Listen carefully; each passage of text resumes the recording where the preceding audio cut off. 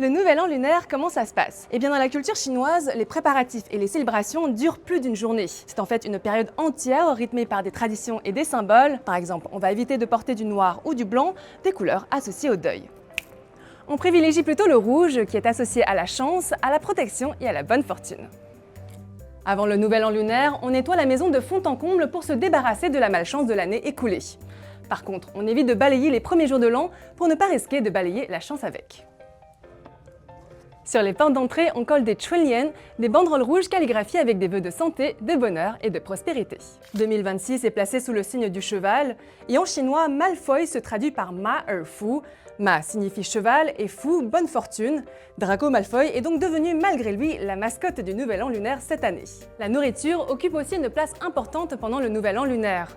Les raviolis par exemple, dont la forme ressemble à de vieux lingots d'or, représentent la richesse. Chaque plat est choisi autant pour son goût que pour sa symbolique. Le repas de famille est l'un des moments clés de cette fête, un peu comme pour Noël. Le 15e jour du Nouvel An lunaire marque la fin des célébrations et on mange des boulettes de riz gluant qui symbolisent la réunion et l'harmonie. Voilà maintenant prêt à célébrer l'année du cheval. Bonne année à toutes et à tous!